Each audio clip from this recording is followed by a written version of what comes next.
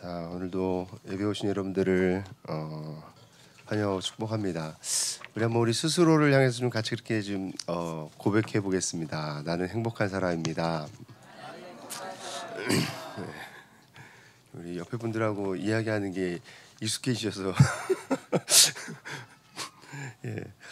자, 오늘 같이 우리 읽은 본문 말씀 출애굽기 24장 1절에서 18절까지의 말씀을 가지고 언약식 파티라는 제목으로 은혜 나누도록 하겠습니다.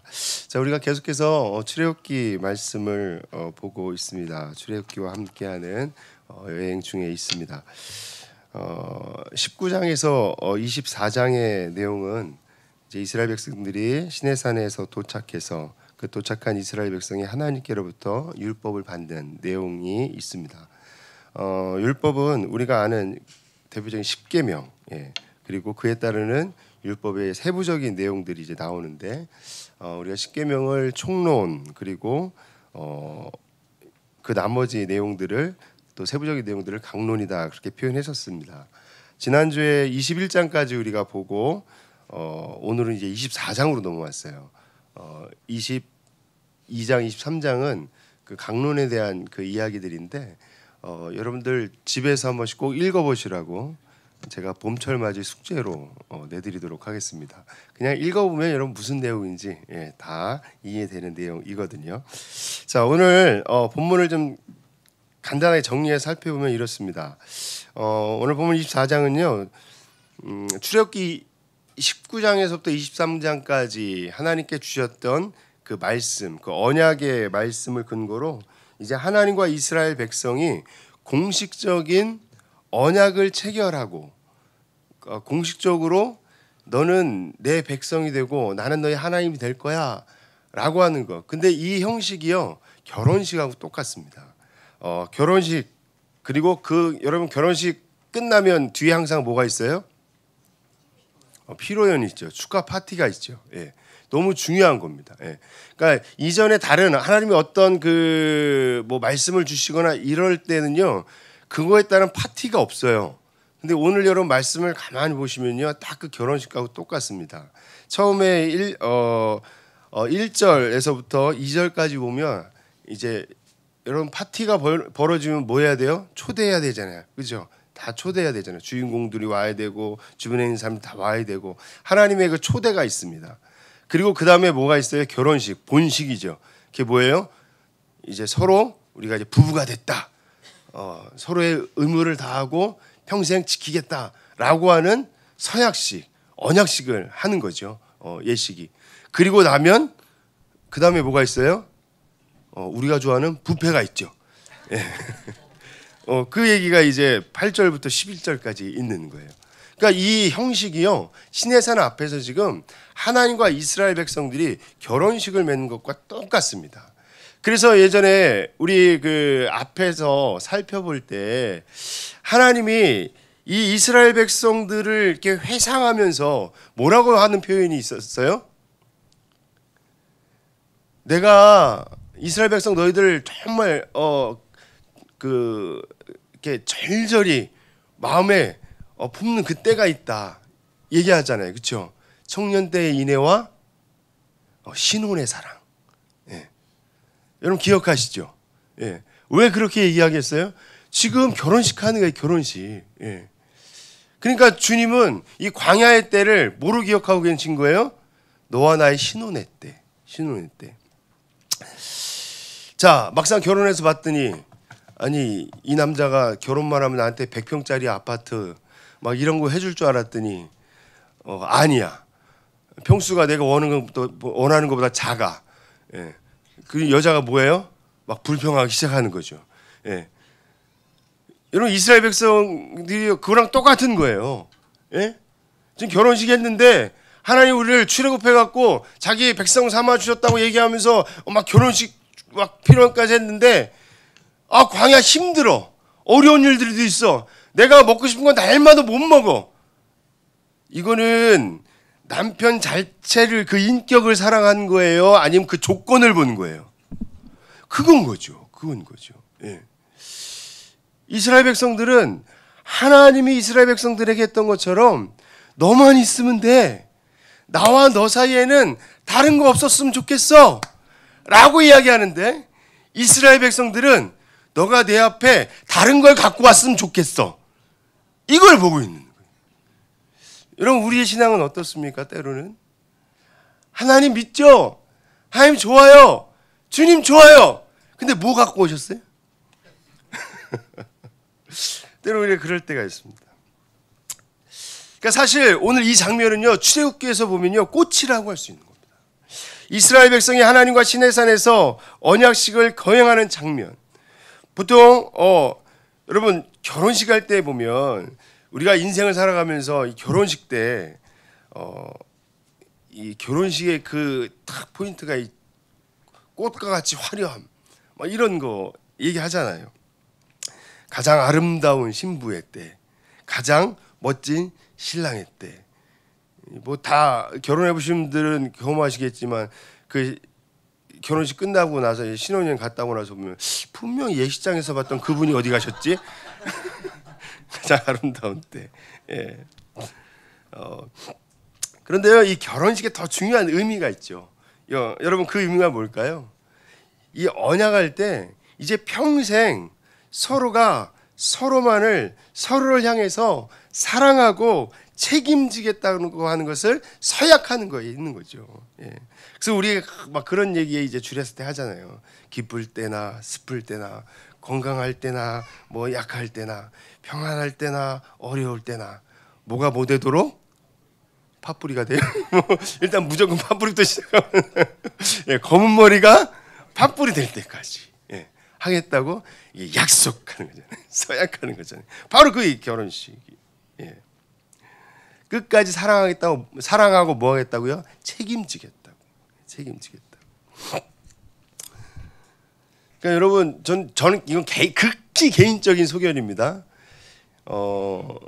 저는 다른 거 몰라도 이 앞으로 뭐 청년들도 우리 결혼식 이제 하고 그럴 텐데 결혼 예식은요 사실 그래서 너무 요즘 보면 막 가볍게 장난처럼 막 너무 그렇게 하는 거 즐겁고 행복하게 하는 건 너무 좋습니다.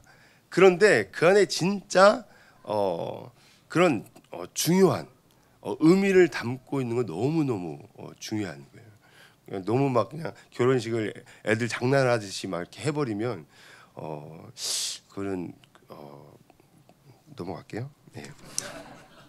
네. 하나님이 나는 너의 하나님이 되고 너는 나의 백성이 되겠다. 그래서 영원히 사랑하고 영원히 책임진다라고 하는 그 언약, 그 약속을 함으로 여러분 결혼식을 한다는 건 뭐예요? 온 세상에 공식적으로 서로가 그렇게 책임지는 관계가 되었다. 사랑하는 관계가 되었다. 둘 사이에는 어떤 누구도 끼어들 수 없다라고 하는 공식적인 그 관계가 선포되어지는 것이죠. 바로 하나님도 마찬가지로 이스라엘 백성과 하나님 사이가 이제는 그렇게 뗄래야 뗄 수 없는 서로가 어떠한 것보다도 사랑해주고 어떠한 일 가운데서도 책임지겠다라고 하는 공식적인 관계가 되는 장면이 바로 오늘의 이 장면인 것이에요. 자, 결혼식장에서는 그 언약식을 하고 그 이후로 아까 우리가 얘기한 것처럼 뭐를 해요? 뷔페를 먹죠. 예. 이제 그 뒤에 장면이 이제 또 나오는 거죠. 자, 1절, 2절을 다시 한번 볼까요? 자, 1절, 2절 같이 읽습니다. 시작.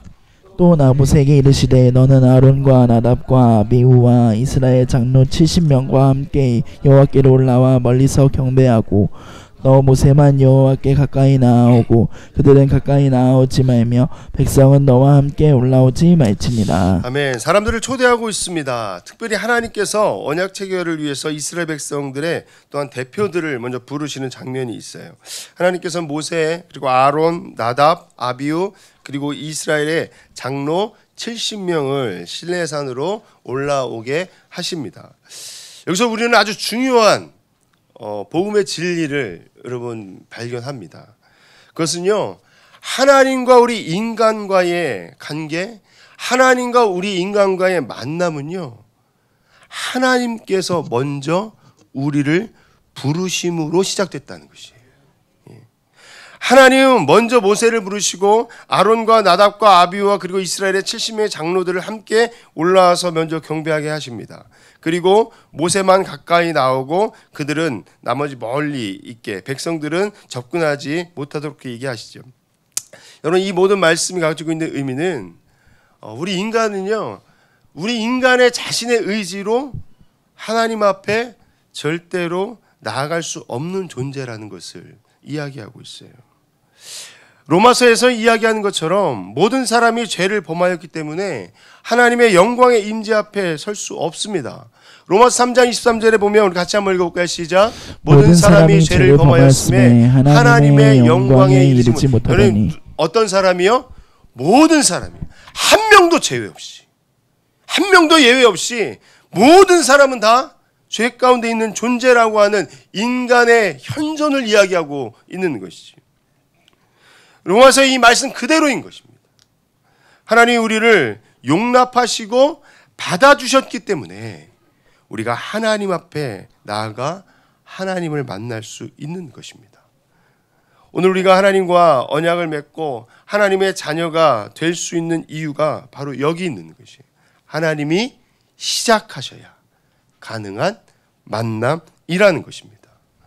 하나님이 우리를 부르시지 않았다면 여기에 있는 저나 여러분, 이 땅에 그 어느 누구 한 사람도 우리는 하나님께 나아갈 수 없는 존재라는 것입니다. 하나님이 우리를 은혜로 부르시고 자녀로 삼아 주셨기 때문에 우리가 구원받을 수 있게 된 것이죠. 날마다 나를 부르신 그 주님의 은혜를 기억하고 그 부르신 주님과 함께하는 우리 꿈을 심는 교회 성도들 다 되시기를 축복합니다. 3절에서 8절까지 이야기는요, 이제 아까 얘기했던 이제 언약식 결혼식을 이제 준행하는 그 장면입니다. 이스라엘 백성들이 하나님과 언약을 체결하는 과정, 그 절차예요. 그건 뭘까요? 하나님 이제 부르셨어요. 그리고 그 부르심 앞에 뭐 하는 걸까요? 반응하는 겁니다. 예. 부르심 앞에 반응이요. 자, 3절 한번 읽어볼게요. 시작. 모세가 와서 여호와의 모든 말씀과 그의 모든 율례를 백성에게 전하매 그들이 한 소리로 응답하여 이르되 여호와께서 말씀하신 모든 것을 우리가 준행하리이다. 네, 7절도요. 언약서를 가져다가 백성에게 낭독하여 듣게 하니 그들이 이르되 여호와의 모든 말씀을 우리가 준행하리이다. 7절에서 얘기하는 언약서라는 건요, 21장에서부터 23장에 나오는 그 이야기들이 있죠. 하나님께 주셨던 그 율법, 이제 그거를 다시 쫙 읽었다는 거예요. 예. 우리 결혼식 할 때도 보면 서약서 뭐 하면서 이제 그런 거 이제 아까 얘기했던 뭐 기쁠 때나 슬플 때나 건강할 때나 병들었을 때나 막 얘기하면서 하겠습니까? 아멘 하잖아요. 예. 그걸 이제 좀 했다는 거죠. 자, 이때 모세는 백성들에게 그 언약서의 모든 이야기를 읽어주고 전파합니다. 그때에 이 3절과 7절에 보면 동일하게 어떤 모습이 나와요? 여호와의 모든 말씀과 그 모든 율례를 백성들에게 전파했을 때 백성들이 한 소리로 대답합니다. 여호와께서 말씀하신 그 모든 것을 우리가 준행하겠습니다 라고 말이죠. 예. 하나님의 말씀 앞에, 하나님의 부르심 앞에 지금 순종하고 다짐하고 받아들이는 것이, 여러분, 하나님이 부르신 사람들의 특징의 모습들을 보여줍니다. 하나님이 구원하시기 위해 부르신 사람은요, 하나님의 말씀이 전해질 때, 들려질 때, 선포될 때 믿음으로 반응하게 되어 있어요. 그 말씀을 믿을 뿐만 아니라 그 말씀을 그대로 받아들이게 되는 것이죠. 그리고 그렇게 말씀이 전해질 때 우리 안에 성령께서 역사하셔서 이제 믿는 그 과정이 그 사람들에게 생겨나는 것입니다. 그래서 여러분, 정말 이 사람이 구원받은 사람인지 안 받은 사람인지 여러분 어떻게 알 수 있을까요? 방법은 딱 한 가지입니다.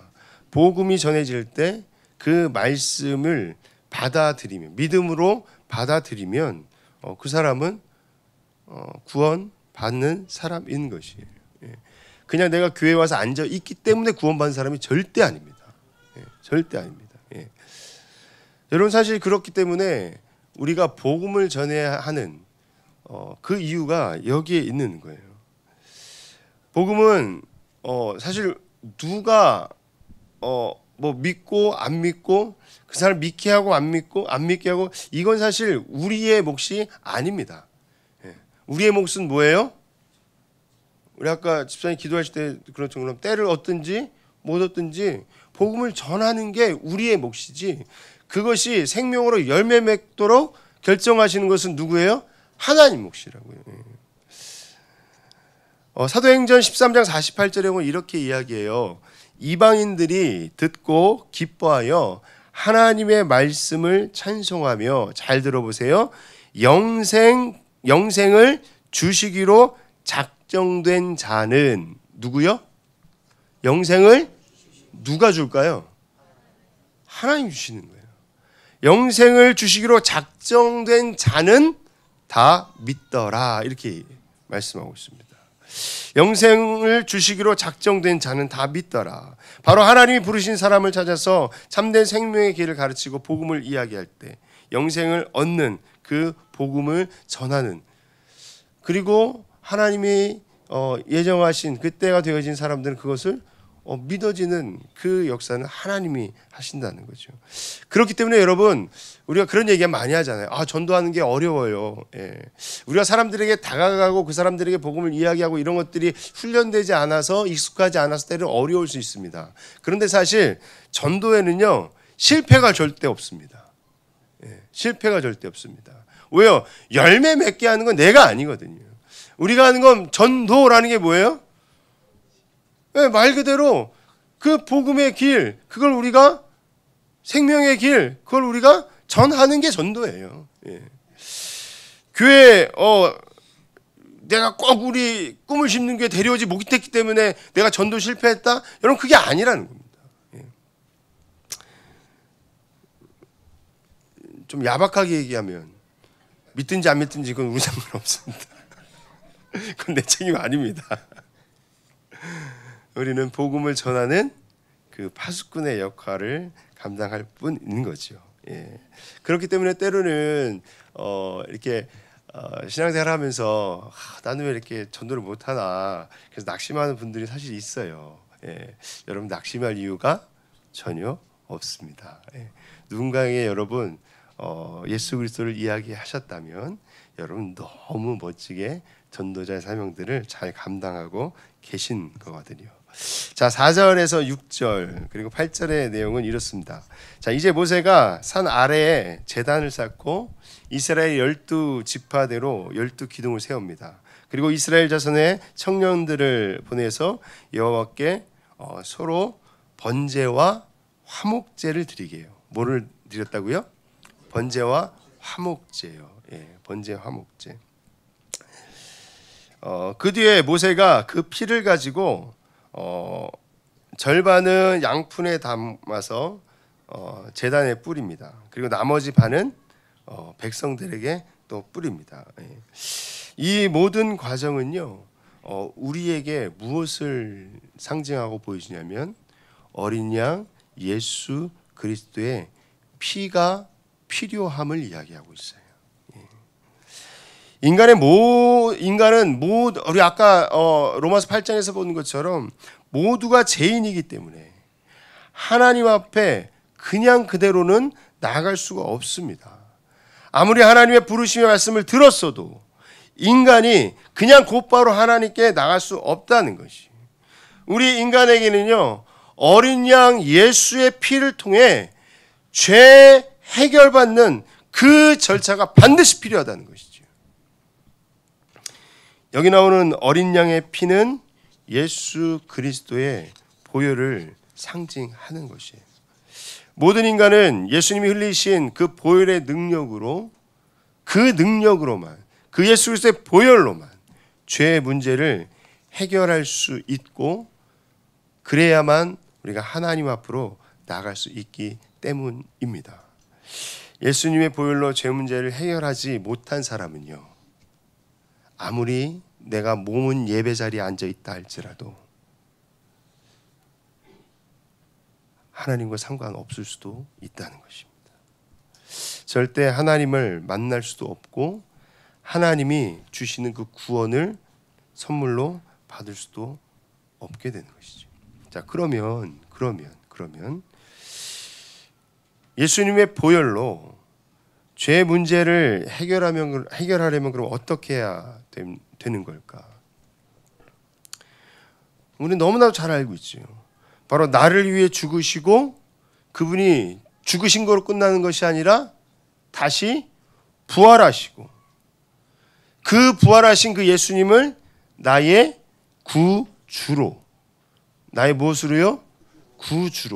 구주로 믿고 영접한. 여러분, 구주로 믿고 영접한다는 건 어떤 의미라 그랬어요? 예수님은 나의 구주 되신다. 두 가지 중요한 의미의 진리가 있다 그랬죠. 여러분, 첫 번째 구는 뭐라고요? 그렇죠, 구원자, Savior. 예수 그리스도만이 나의 구원자이십니다. 그리고 주가 무슨 의미라고요? 내 인생의 이제는 내가 주인이 아니라 예수 그리스도가 내 인생의 로드, 주인 되십니다. 우리는 많은 경우 구까지 가는데 주까지 못 가는 경우들이 많다 그랬죠. 여러분, 예수 그리스도가 우리의 유일한 구원자 되시고 내 삶의 새로운 주인 되심을 믿고 뭐 할 때? 영접할 때 우리 죄의 문제가 해결됩니다. 예수를 구주로 믿는 믿음이 우리를 주의 보혈로 깨끗하게 씻어주고 우리에게 이 모든 인간에게 있는 나에게 있는 그 수많은 억만의 죄악에서 나를 해방시켜 줄 수 있는 유일한 길이라고 하는 것이죠. 우리를 이제 영원한 죽음에서 영원한 자유함으로 생명으로 우리를 씻으시고 새롭게 해 주시는 줄 믿습니다.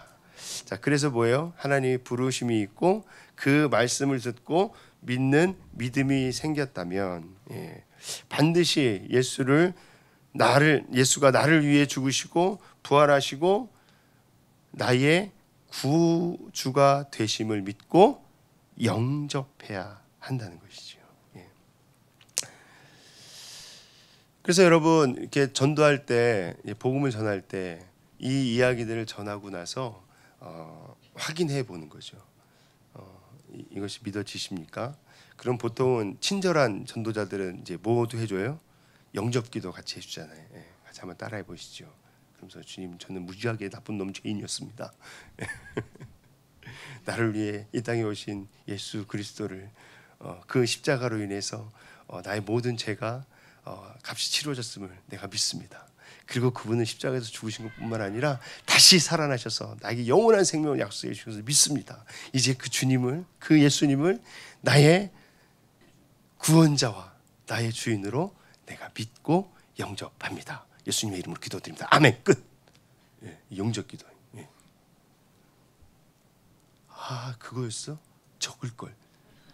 유튜브 들어가서 다시 들어보시면 됩니다. 자, 8절에 보면요, 언약의 피라는 그 표현이 나오죠. 우리 8절 한번 볼까요?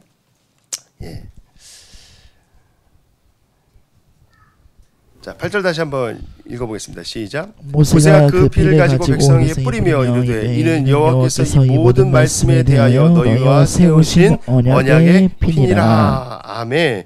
여러분, 이 표현을요, 그래서 예수님이 정확하게 똑같이 쓰십니다. 마태복음 26장 28절을 우리 같이 한번 읽어볼까요? 자, 같이 읽습니다. 시작. 이것은 죄사함을 얻게 하려고 많은 사람을 위하여 흘리는 바 나의 피 곧 언약의 피니라. 아멘. 아멘. 여러분, 언약의 피라는 말씀이 무슨 뜻입니까? 언약의 피라는 말씀은 약속이 있는 피라는 뜻이죠. 약속이 있는 피. 어떤 약속이요? 누구든지 이 피의 능력을 믿고 의지하는 자는 모든 죄를 용서하시고 하나님의 백성으로 하나님께서 받아주시겠다는 그 언약이요. 그 언약이요. 하나님께서 이 약속을 주셨다는 거예요. 그리고 우리는 이 약속을 믿고 이 피의 능력을 믿어야 합니다. 주님의 보혈을 믿고 의지할 때 하나님의 약속대로 우리는 모든 죄를 용서받을 수 있는 것입니다. 오늘 모세는 이 피를 백성들에게 뿌렸습니다. 여러분, 우리도 바로 이 예수 그리스도를 믿음으로 우리에게 이 피가 뿌려진 바 된 사람들인 것이죠. 우리도 이 피 뿌림을 받아야 됩니다. 또 깜빡 졸다가 이 부분만 들었고, 목사님 뭐래? 막 피를 뿌려야 된대. 이렇게 하면 서로 곤란해요. 자, 어린 양, 어떻게 어린 양의 피를 우리에게 뿌릴 수 있을까? 우리 사실 다 알고 있는 내용이에요. 제가 정리하는 겁니다. 나를 위해 십자가에 달리신 예수님을 나의 구주로, 내 구주 예수님, 주님 같은 없습니다. 좀 이따 찬양할 거예요. 그 예수를 나의 구주로 믿고 고백하고 뭐 한다고요? 영접하는 것이죠.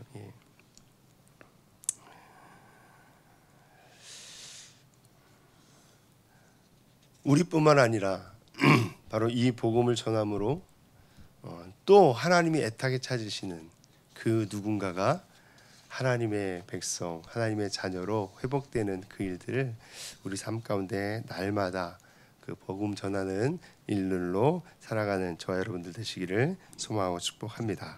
자, 9절에서 11절은요. 이제 언약식 끝났어요. 뭐 해야 돼요? 피로연해야죠. 뷔페 먹으러 가야죠. 지금 그 장면입니다. 언약식 이후에 있는 축하 연회의 모습입니다.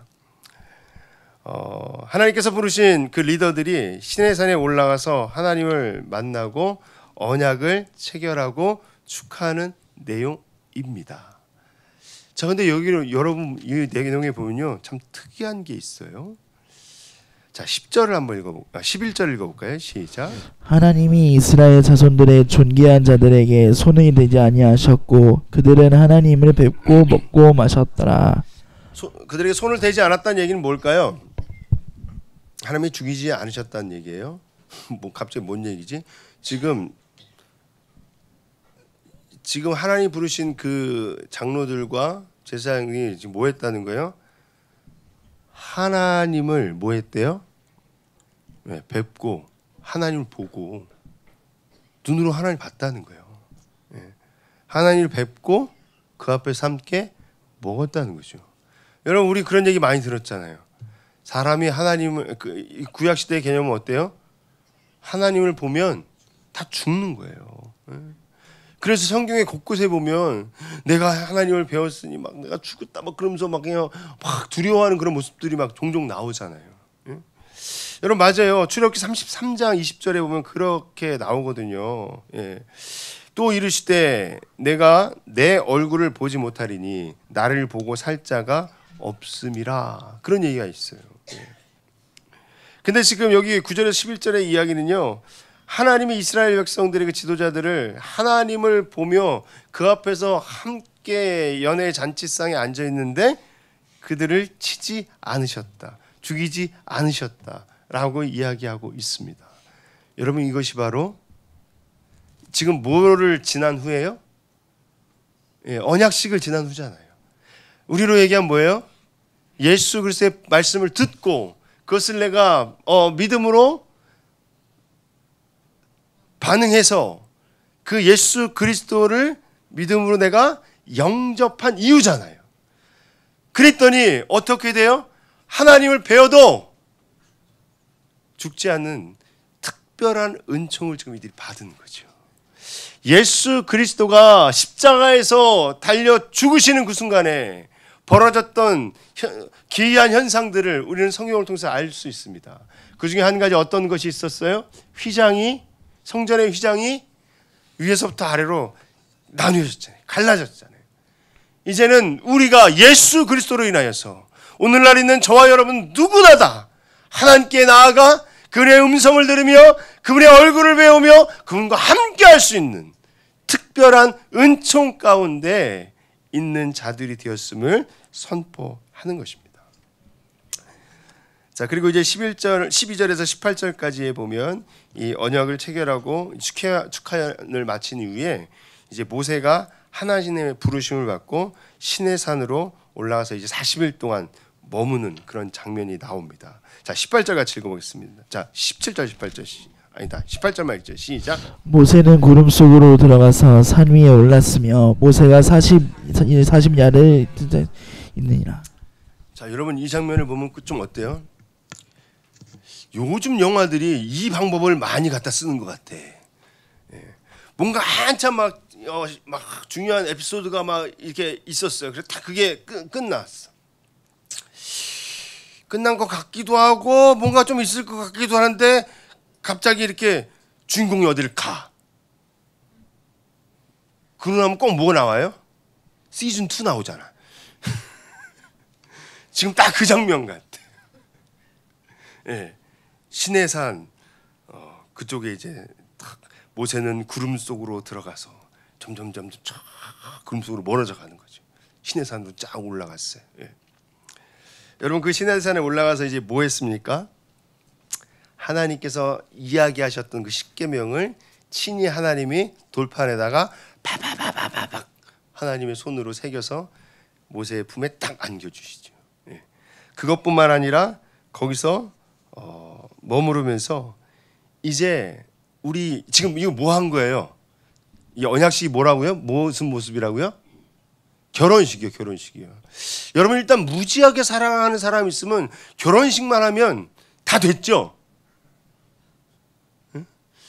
결혼식만 하면 우리는 저기 신천천 옆에다가 그냥 거적 깔고 살아도 난 행복해. 그럼 좋겠지만 그렇지 않잖아요. 뭐 필요해요? 집이요. 함께 거할 집이요. 함께 살 집이요. 시내산에 모세가 올라가서 하나님과 40일 동안 있으면서 뭐 한 거예요? 우리가 함께 살 신혼집 설계한 거예요. 그게 뭐예요? 성막이요. 그래서 그 다음부터 25장부터 보면 무슨 얘기가 나오는 거예요? 성막 얘기가 나오는 거죠. 성막은 하나님이 임재하시는 곳이요. 하나님과 함께 하시는 곳이요. 예.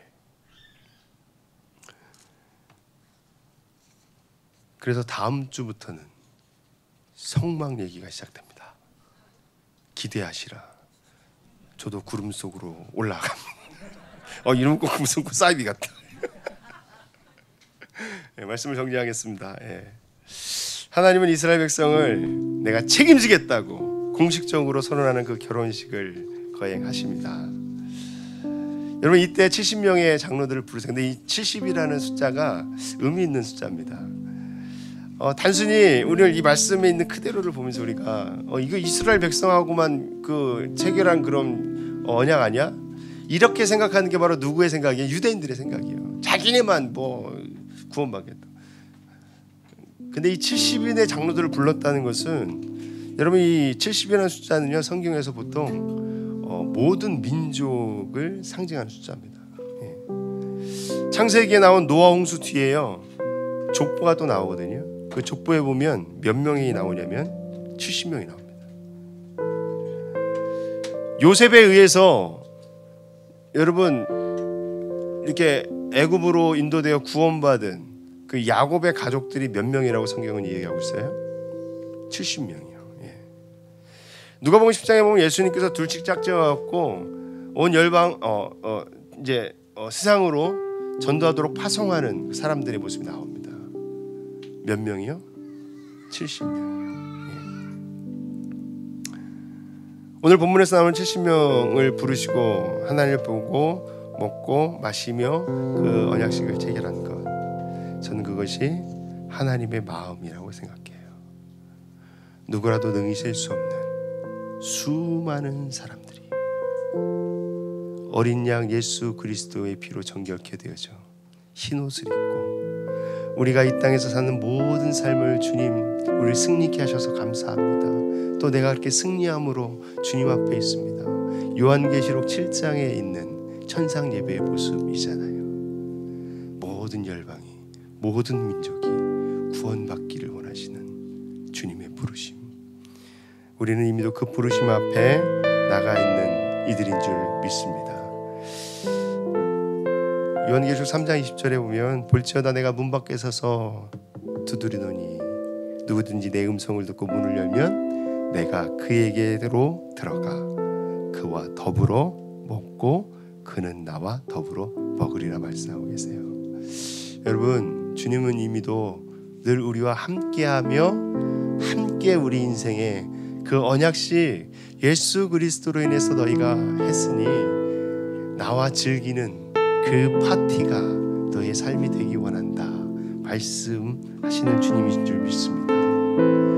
그 주님 우리를 이제 친구로 부르시고 우리와 함께 하기를 기뻐하십니다. 여러분, 요한복음 17장 그리고 6장에 보면 그 모습을 예수님이 바로 뭐라고 표현하고 있냐면 네가 나와 함께 더불어 먹는 것, 그것을 성경에서는 영생이라고 표현하고 있어요. 예수님은 영생이라고 표현하고 있다고요. 요한복음 17장 3절, 요한복음 6장 54절 56절 집에 가서 찾아보세요. 숙제. 사랑하는 꿈을 심는 교회 우리 가족 여러분 모두 다 하나님은 여러분과 사귀고 싶어서 이 땅에 사람의 몸을 입고 내려오셨습니다. 세리와 죄인의 친구가 되는 걸 부끄러워하지 않으셨어요. 우리가 어떠한 모습이라도 주님은 우리를 결코 부끄러워하지 않으십니다. 혈루증 걸린 불결한 여인이 자신의 옷자락에 손을 만지는 것을 허용하셨어요.